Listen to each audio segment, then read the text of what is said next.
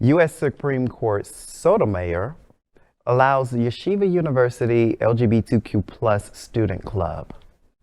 On Friday last week, U.S. Supreme Court Justice Sonia Sotomayor allowed Yeshiva University to refuse to recognize an LGBTQ plus club. The Yeshiva University is a private Jewish university in New York City that claims that the said club violates its religious values. It temporarily blocked a judge's ruling that states the university should accept the club. A Yeshiva University lawyer, Eric Baxter, said in a statement that the university is grateful to see Justice Sotomayor step in to protect Yeshiva's religious liberty in this case. Katherine Rosenfeld, a lawyer of the LGBTQ plus club, said it will wait for the final order from the court. She promised to remain committed to creating a safe space for LGBTQ plus students on the university campus. The YU Pride Alliance was formed unofficially in 2018, but Yeshiva believed that granting it official status would be inconsistent with the school's Torah values. In June, New York State Judge Lynn Kotler determined the school's primary purpose is educating and not religious worship. Kotler also rejected the university's argument that forcing it to recognize the club would violate its religious freedom granted by the U.S. Constitution's First Amendment. So what do you guys think about this? Well, having gone to a private Christian college, Wow. not being able to Any PTSD? No, not at all. out? No, I was not out. You were not out. I was not out. I mean, if I had come out, I think at that point in time, the bylaws of They would have the thrown you school, out. I would have been dismissed. Really? And that's like one of the things here they're talking about. You're talking about an association of people who have like-minded interests or dealing with similar things. How is that not creating a safer space for your students? And I forget what the judge's name was, the local judge, not Sotomayor, but Kotler? Yeah, Kotler. who said this has nothing to do with your religious freedoms as a university. It Right. doesn't. Well, look, I've never Right. read the Torah, right? But I've read some of the Bible, and the Bible is supposed to be all about love, right? So I would think that the Torah would be the same. So how could this go against Torah values if it's just a loving, safe space? And now I feel bad for those students that don't have that safe space to go to. Because that's what it is. It's a safe space. It's not a classroom. Right. They're not teaching anything. They're Right. not pushing any It's sort of after school agenda. hours. Exactly. It's just They're not kindergarten through 3. They're adults. It's organized religion. That is the problem. that's exactly That is the the problem. problem. That is the problem. It becomes a political arm. That's I right. don't know about anybody else at the table, but I know Faye participates in organized religion. Right. I participate in organized religion. You were you went to a Christian college.